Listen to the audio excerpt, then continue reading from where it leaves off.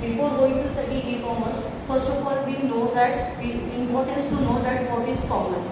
Commerce is nothing but transaction between two parties, buying and selling of goods between two parties, buyer and seller.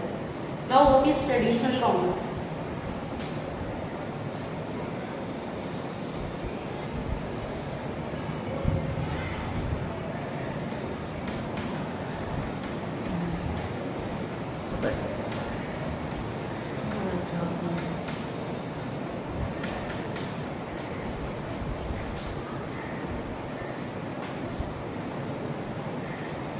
Guys e-commerce से पहले traditional commerce था. Traditional commerce is nothing but using face to face transaction, buying and selling of process taking between face to face transaction. Traditional commerce में face to face transaction होता है. इसके लिए इसमें there is many disadvantage. The sellers cover limited scope geographical area. Seller के पास scope नहीं होता कि वो डायरेक्टली बहुत सारे एरिया को कवर कर सके. वो ग्लोबली रीच नहीं हो पाता. वो क्या करता है, पर्टिकुलर ज्योग्राफिकल एरिया को कवर करता है. ट्रेडिशनल कॉमर्स की ये डिसएडवांटेज से कि वो क्या करता था कि पर्टिकुलर ज्योग्राफिकल एरिया को कवर करता था. उसके अकॉर्डिंग उसकी सेलिंग वॉल्यूम डिपेंड होती थी. क्योंकि अभी ना हम लोग डिस्कशन करते हैं ई कॉमर्स. ई कॉमर्स में आपको पता है कि ई कॉमर्स का फुल फॉर्म क्या है, electronic commerce with use of internet. हम लोग इंटरनेट का यूज करके क्या कर सकते हैं, buying and selling of goods and service कर सकते हैं. बट जब ई कॉमर्स नहीं था तो उसके पहले ट्रेडिशनल कॉमर्स था. ट्रेडिशनल कॉमर्स में क्या होता था, सेलर के पास अपॉर्चुनिटीज होती थी कि वो पर्टिकुलर एरियाज में अपने स्टोर को ओपन करे, उसके अकॉर्डिंग प्रोडक्ट को सेल करे. इससे क्या होता था कि सेलर क्या करता था, अगर वो पर्टिकुलर एरिया को कवर कर रहा था उसके अकॉर्डिंग प्रोडक्ट को सेल करता था और उससे उसको स्कोप नहीं होते थे जाते. अगर उसमें स्कोप भी हुआ तो वो लिमिटेड ज्योग्राफिकल एरिया को कवर करता था और उसके अकॉर्डिंग वो क्या करेगा, प्रोडक्ट को बाय भी करता था, सेल करता था कि कस्टमर का नीड है, रिक्वायरमेंट क्या है, वो पर्टिकुलर एरिया वाइज होता था. तो उसके बाद ज़्यादा क्या अपॉर्चुनिटीज नहीं होती थी. पर ट्रेडिशनल कॉमर्स में ये था कि ट्रांजेक्शन क्या होता था, फेस टू फेस ट्रांजेक्शन होता था. फेस टू फेस ट्रांजेक्शन होने से इंट्रैक्शन होता था. बट इसमें क्या होता था कि जो कस्टमर और बायर है इनके बीच में क्या टाइम लैकिंग होती थी. जो कस्टमर है उसके पास भी पर्टिकुलर टाइम लिमिट होता था और बायर के बीच में भी सेलर के पास भी टाइम लिमिट होता था. अगर उसको बाइंग करना है या फिर कस्टमर को सेल करना है, दोनों के लिए टाइम लिमिट होता था. वो टाइम लिमिट में को क्या करना है, प्रोडक्ट को सेल भी करना है और बाय भी करना है. नॉर्मली हम देखेंगे कि ट्रेडिशनल कॉमर्स में हम लोग प्रोडक्ट को बाय और सेल कैसे करते हैं, मॉर्निंग एट द डे में कर सकते हैं. एट द नाइट में आपको पता है एज पर गवर्नमेंट रूल आपको अगर 10 o'clock आपको शॉप ओपन नहीं मिलेगी तो आप प्रोडक्ट को परचेज नहीं कर सकते. बट ई कॉमर्स के आने के बाद से क्या होता है, ये हम लोग के लिए क्या इलेक्ट्रॉनिक कॉमर्स है, जो हम लोग इंटरनेट के थ्रू क्या करते हैं, इंटरनेट का प्लेटफॉर्म का यूज करके buying and selling at any time कर सकते हैं. ई कॉमर्स क्या होता है, इलेक्ट्रॉनिक कॉमर्स होता है, जो ई प्लेटफॉर्म यूज करके आप बाइंग एंड सेलिंग कर सकते हैं. इलेक्ट्रॉनिक प्लेटफॉर्म का एग्जांपल नॉर्मली आपको पता है अमेजोन है, फ्लिपकार्ट है.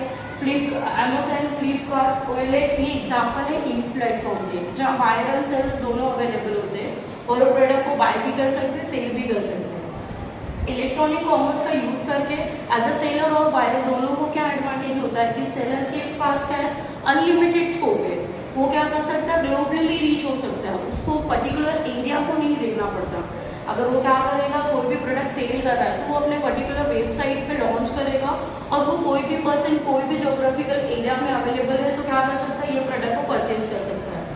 इससे सेलर को एडवांटेज क्या होता है कि सेलर क्या करेगा, उसका इनकम स्कोप इंक्रीज हो जाता है और ये इनकम स्कोप इंक्रीज होने से वो क्या कर सकता है, फॉरेन कंट्रीज में भी ट्रांजेक्शन कर सकता है.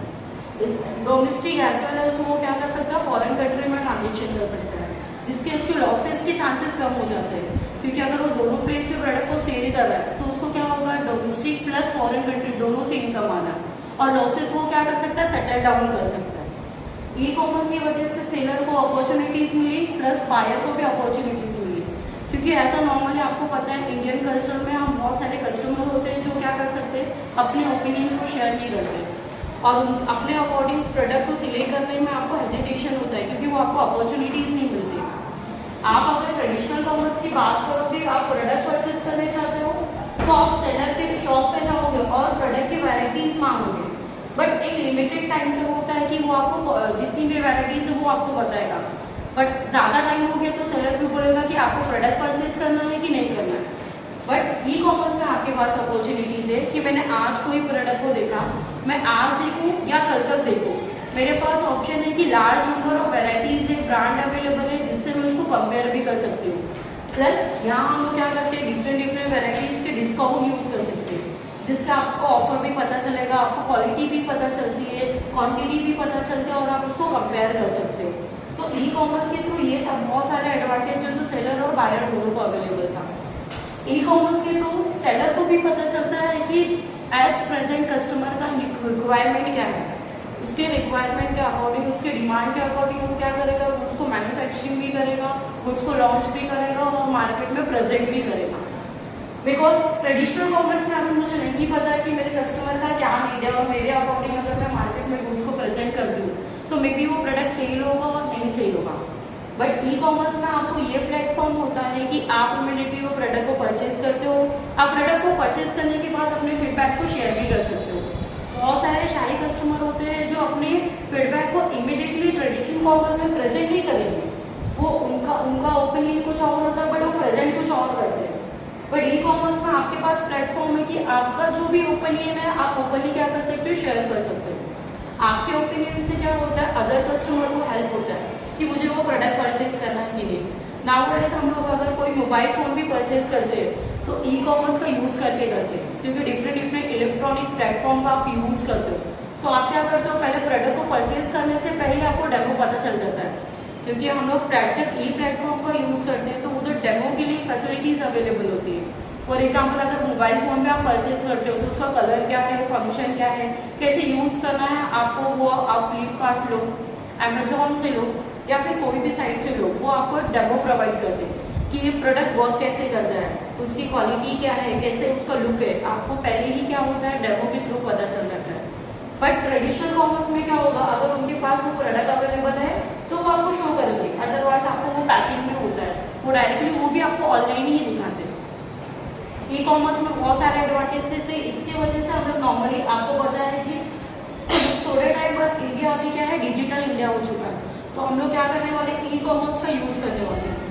ई कॉमर्स में आप क्या करते हो, जब ई कॉमर्स का यूज़ करते हो तो पेमेंट करने के लिए आपको क्या है, वैराइटीज ऑफ ऑप्शन अवेलेबल होते हैं, मोड ऑफ पेमेंट होगा। आप ये क्या कर सकते हैं, इलेक्ट्रॉनिक थ्रू पेमेंट कर सकते हो by using debit card, credit card, e wallet use कर सकते हैं। और हम लोग नॉर्मली क्या करते हैं, इंटरनेट का यूज़ करके मोबाइल पेमेंट भी कर सकते हैं। ये सब फैसिलिटीज ई कॉमर्स में अवेलेबल होती है। बट ट्रेडिशनल के केस पे जाएंगे तो ट्रेडिशनल कॉमर्स में क्या अवेलेबल होता है कि आपको कैश में ही पे करना है। अगर वो सेलर के पास ये फैसिलिटीज अवेलेबल नहीं है कि वो डेबिट कार्ड और क्रेडिट कार्ड को एक्सेप्ट करे, तो आपको उसको कैश में पेमेंट करना पड़ेगा। डिजिटल इंडिया के बाद नॉर्मली आपको पता है कि हम कैश कैरी नहीं करते। कैश कैरी करने से हम लोग को सिक्योरिटीज़ के भी अनसिक्योर होने के भी चांसेस होते थे, बट प्लास्टिक मनी की वजह से आप देखोगे कि उसका प्लास्टिक मनी यूज़ करते हैं, हम छोटे छोटे पेमेंट के लिए भी प्लास्टिक मनी यूज़ करते हैं। तो ये टोटली ई कॉमर्स का पार्ट है। आपको पेमेंट करने के लिए क्या करना पड़ता है, हम लोग जीपे करते हैं, वो ई कॉमर्स का पार्ट है। और इससे क्या होता है, हम सिक्योरिटी भी होते हैं कि मैंने कैश नहीं किया है, हैवी कैश नहीं कैरी किया है, जिससे मेरे लॉस होने के चांसेस भी है, लॉस होने के चांसेस कम हो जाते हैं ई कॉमर्स के लिए। आपको पता रहेगा कि ई कॉमर्स में there are different types of business model.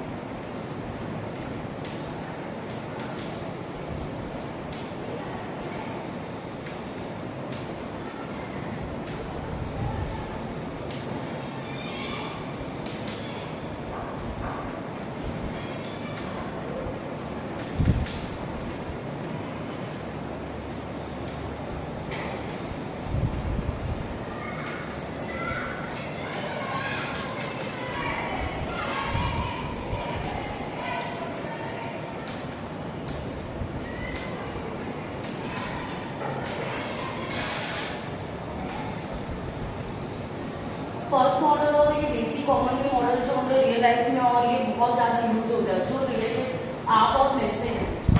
B2C, business to customer. Business to customer, the transaction, अगर transaction when the transaction taken place between business to customer is known as B2C।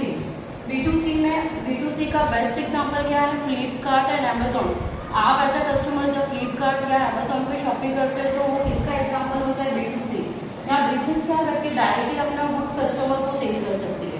आपके पास varieties option होती है जो आप क्या कर सकते हो, गुड्स को कंपेयर कर सकते हो, उसके अपने अकॉर्डिंग प्रोडक्ट को अपने अकॉर्डिंग प्रोडक्ट को सिलेक्ट कर सकते हो।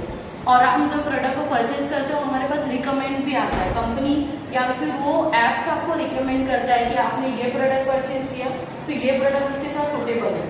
तो ये B2C का एग्जाम्पल होता है। ये कंपनी के बिजनेस मॉडल है जो ई-कॉमर्स का पार्ट है। ई-कॉमर्स में ये बिजनेस मॉडल होते हैं B2C, जहाँ बिजनेस डायरेक्टली कस्टमर को गुड सेल करती है। दोनों के पास अपॉर्चुनिटीज होती है।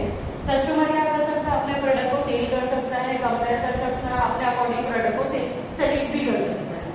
Next one is B2B, business to business. Transaction यहाँ क्या डील होता है? कंपनी टू कंपनी होती है। One organisation sell goods to another organisation. Best example क्या होता है इसका? जो मैन्युफैक्चरर क्या करता है वो डायरेक्टली गुड्स कस्टमर को नहीं सेल करता है। ये केस में क्या होता है? मैन्युफैक्चरर गुड सेल करता है होलसेलर को, एंड होलसेलर किसको सेल करेगा? रिटेलर को। फॉर एग्जाम्पल अगर कोई कार मैन्युफैक्चरिंग कंपनी है और वो कार मैन्युफैक्चरिंग कर रही है तो जो टायर रिक्वायर्ड होता होगा वो किसी अदर कंपनी से परचेज करती रहेगी, किसी अदर ऑर्गेनाइजेशन से परचेज करती रहेगी, तो वो भी एक बिजनेस का पार्ट है। तो इन दोनों के बीच में जो ट्रांजेक्शन होता है, जो डील होता है, उसको हम लोग B2B बोलते हैं, बिजनेस टू बिजनेस बोलते हैं। Next C2B, customer to business. ये केस में क्या होता है? कस्टमर से बिजनेस का ट्रांजेक्शन होता है। इसका अगर आप एग्जांपल देखोगे तो अभी जो एडवर्टाइजिंग होती है सोशल मीडिया पे, आप क्या करोगे? सोशल मीडिया पे हम लोग क्या करते हैं? अपने टारगेट कस्टमर को अट्रैक्ट करने के लिए पर्टिकुलर कस्टमर को पे करते हैं कि आप मेरी कंपनी के प्रोडक्ट को प्रमोट करो। आप क्या करो? कंपनी के प्रोडक्ट को प्रमोट करो। इससे क्या होता है? कस्टमर को कंपनी पे करती है। ऐसे बहुत सारे सोशल नेटवर्क पे आपको पता होंगे जो B2C से रिलेटेड है। And last one C2C, customer to customer.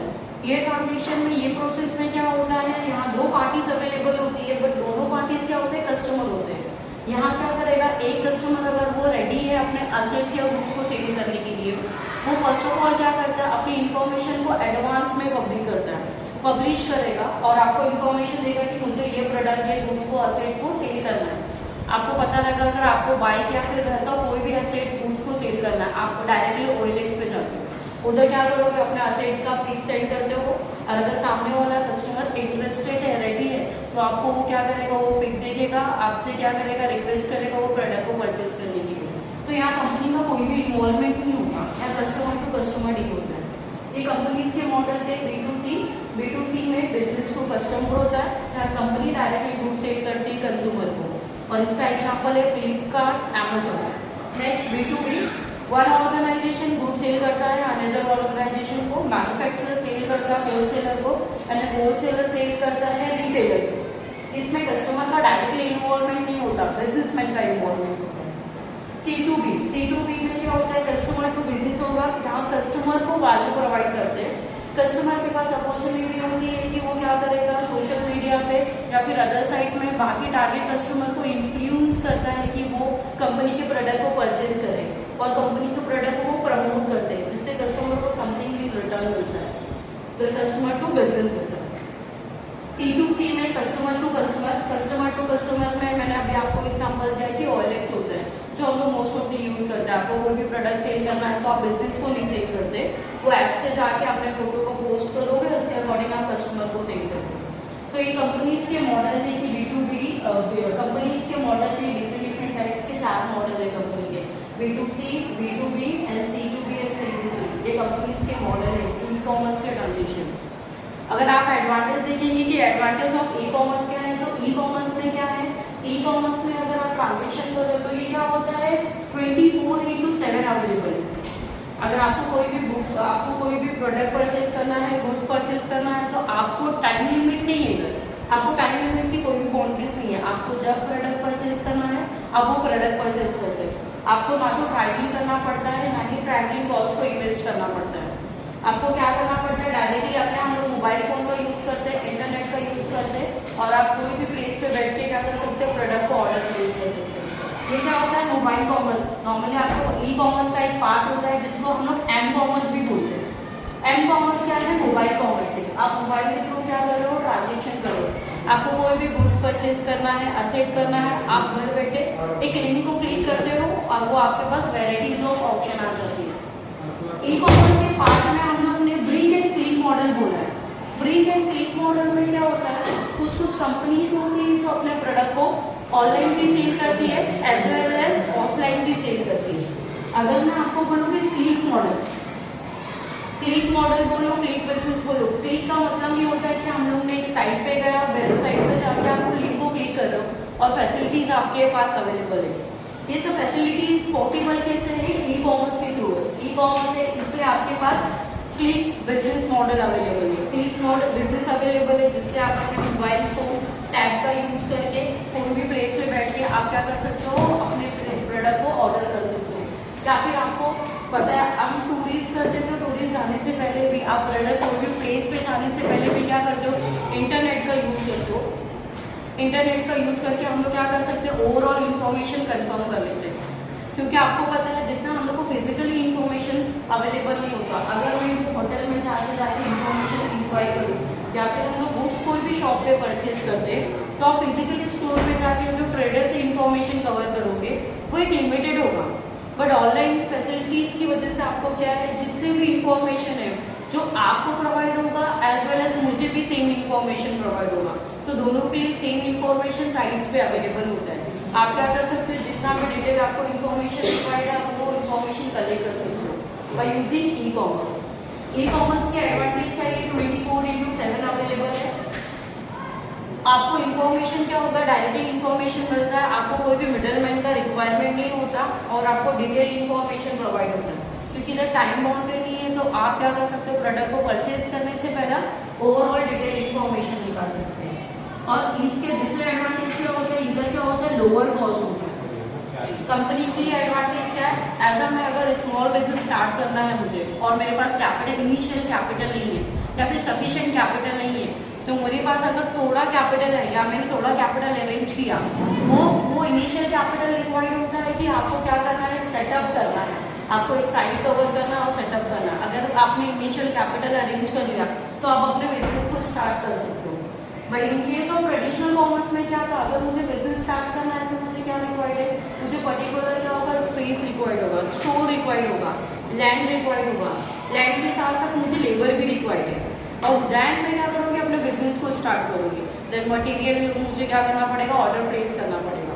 पर ई कॉमर्स की वजह से, इलेक्ट्रॉनिक कॉमर्स की वजह से, ई बिजनेस की वजह से आज अगर मेरे पास इनिशियल कैपिटल है तो मैं अपने बिजनेस को सेटअप कर सकती हूँ।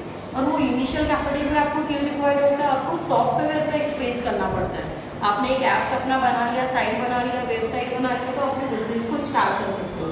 गाइस, ई कॉमर्स का बेस्ट एग्जांपल है कि आप अभी अपने घर बैठे हो और मैं इधर कॉलेज में आपको लेक्चर्स प्रोवाइड कर रही हूँ, ये ई लर्निंग में है। ई कॉमर्स ना कि सिर्फ बिजनेस के लिए एप्लीकेबल है, ई कॉमर्स आप देखोगे तो हम लोग के day to day overall life में ई कॉमर्स का इन्वॉल्वमेंट होता है। अभी मैंने आपको ई कॉमर्स अब लेक्चर्स का एग्जाम्पल दिया, तो ई कॉमर्स लर्निंग में भी इन्वॉल्व है।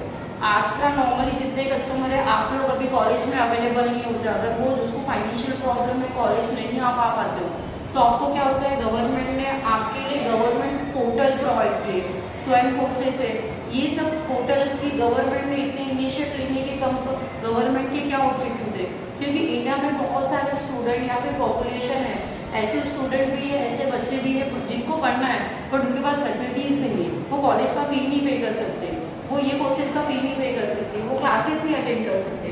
तो गवर्नमेंट ने इनिशिएट लिया था स्वयं कोर्सेज। अगर आपको स्वयं कोर्सेज का इन्फॉर्मेशन पता है तो आप विदाउट एनी कॉस्ट आप वो कोर्सेज को अटेंड कर सकते हो, और वो कोर्सेज के थ्रू आप कोई भी स्ट्रक्चर, कोई भी क्लास के लेक्चर को अटेंड कर सकते हो।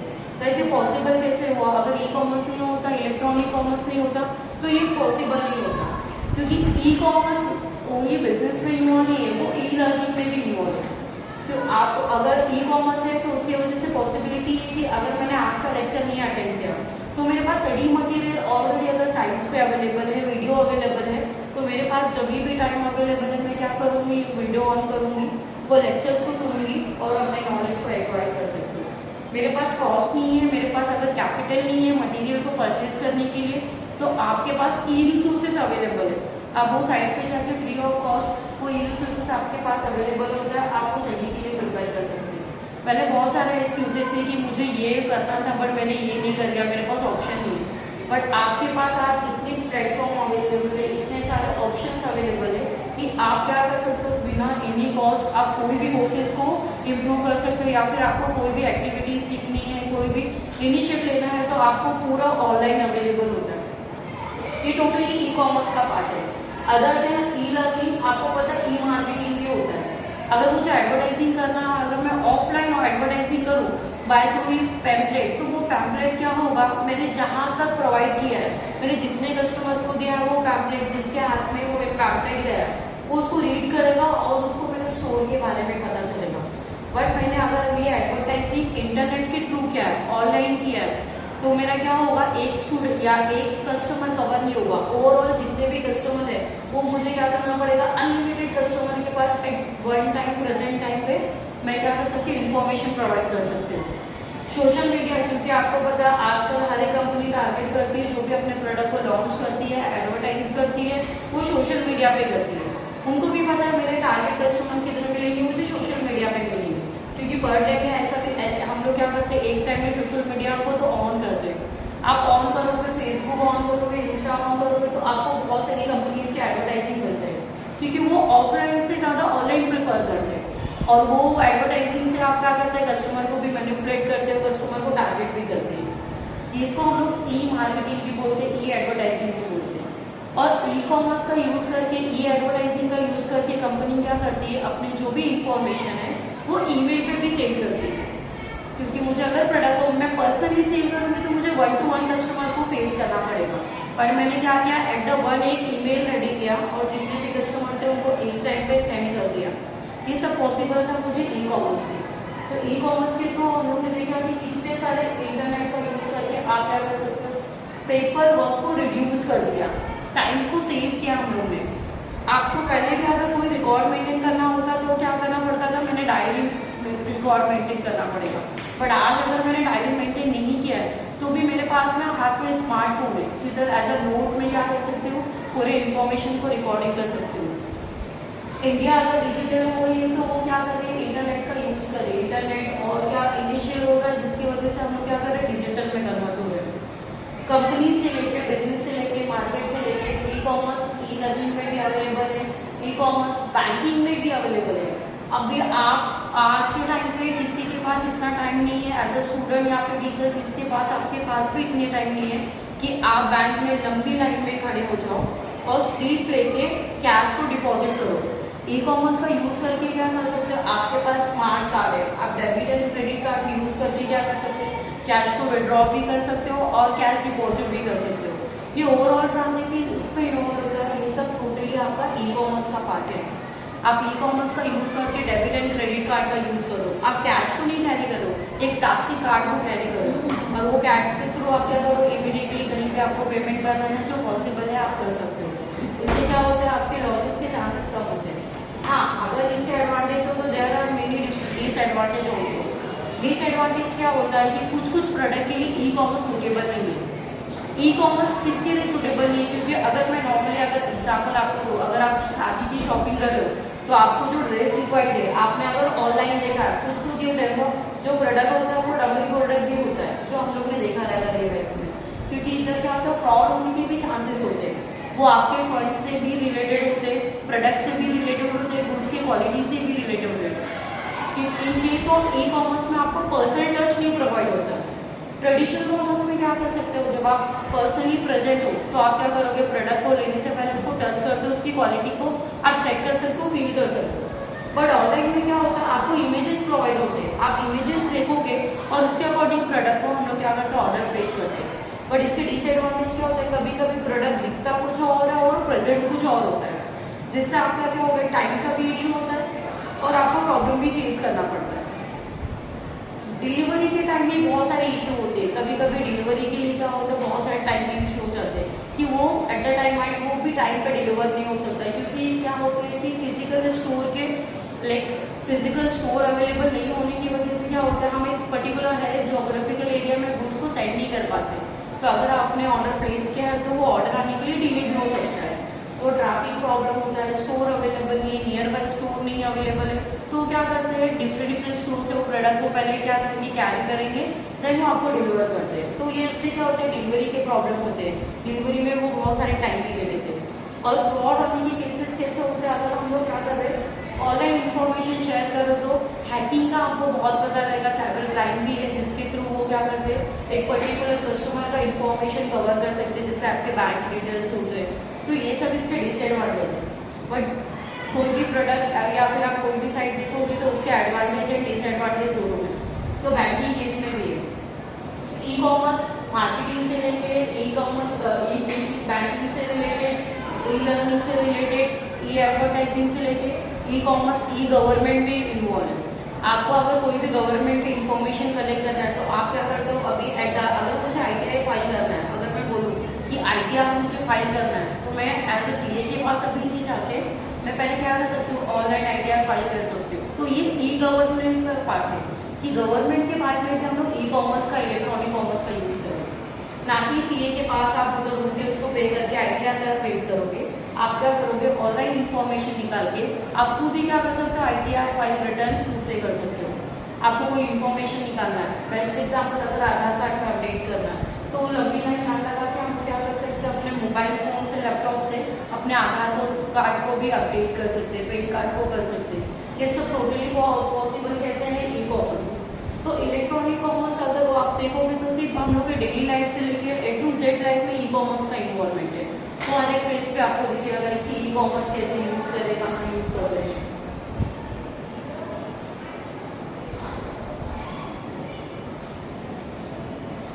ई कॉमर्स आप देखोगे तो ई कॉमर्स का कुछ पार्ट है जो अभी मोबाइल कॉमर्स में भी कन्वर्ट हो चुका है, और उसको हम लोग सोशल मीडिया कॉमर्स भी बोलते हैं। मोबाइल कॉमर्स में आप क्या होते हैं, जब मोबाइल के थ्रू यूज करके जब प्रोडक्ट का ऑर्डर प्लेस करते हो, वो हम लोग क्या करते हैं, आज आप जाके लाइन नहीं लगाते, आप क्या करोगे, आपके हाथ में अगर स्मार्टफोन है तो आप ऑर्डर प्लेस मोबाइल फोन से करोगे। अगर आपको कहीं जाना है तो ट्रैवलिंग टिकट से लेके हम लोग अगर विलेज भी जाना है तो क्या करते हैं, ट्रैवलिंग टिकट क्या करेंगे, मोबाइल फोन से ही करेंगे और मोबाइल फोन से क्या करोगे, ट्रैवलिंग टिकट बुक कर लोगे। बैंकिंग के भी जो ट्रांजेक्शन होते हैं, अगर आपको बैंकिंग डिटेल निकालना है तो नेट बैंकिंग अवेलेबल है, आप क्या करते हो, नेट बैंकिंग का यूज करके हम लोग बैंक के सारे डिटेल निकाल सकते हैं।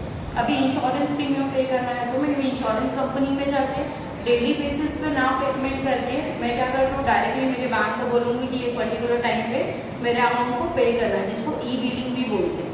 तो आप नहीं पेमेंट कर दो, आपके बिहाफ पे क्या हो रहा है, आपका बैंक क्या कर रहा है, आपको ये फैसिलिटीज प्रोवाइड कर रहा है। तो ये फैसिलिटीज पॉसिबल किसकी वजह से है, ई कॉमर्स की वजह से। तो ई कॉमर्स में क्या होता है कि ये सब फंक्शन अवेलेबल है, ये सब फीचर्स है जिसकी वजह से हम लोग क्या करते हैं, ई कॉमर्स का यूज कर सकते हैं। गाइस इंडिया जितने भी डिजिटल होगी तो आपको डिजिटल मार्केट पता है, digital market totally e commerce पे डिपेंड होगा, जहाँ हम लोग इलेक्ट्रॉनिक प्लेटफॉर्म यूज कर रहे हैं। इसके डिसएडवांटेज है कि आपको क्या होता है, जो स्टोर कीपर है, सेलर एंड बायर के बीच में face to face interaction possible नहीं होता, क्योंकि there is a lack of interaction between buyer and seller. In case of traditional commerce में क्या होगा कि आप क्या कर सकते हो, फिजिकली सेलर से प्रेजेंट होते हैं, जो भी आपको क्वायरीज होता है आप क्या कर सकते हो, सेलर से डायरेक्टली इंफॉर्मेशन कलेक्ट कर सकते हैं। बट अभी इतना डिजिटल डेवलपमेंट होने की वजह से, इंटरनेट एनहांस होने की वजह से आप ई कॉमर्स में देखोगे तो इतने सारे जो ऐप्स है, जो ऑनलाइन प्लेटफॉर्म है, वो क्या कर रहा है, ट्रेडिशनल कॉमर्स के फीचर्स को अडॉप्ट कर रहा है। जैसे लाइव चैट अवेलेबल होने की वजह से हम लोग को लगता है अगर मुझे जो भी क्वेरी है अगर मैं टाइप कर रही हूँ तो मुझे इमीडिएटली रिप्लाई आ जाएगा। तो ऐसा लगता है कि फेस टू फेस इंटरेक्शन आपका हो रहा है।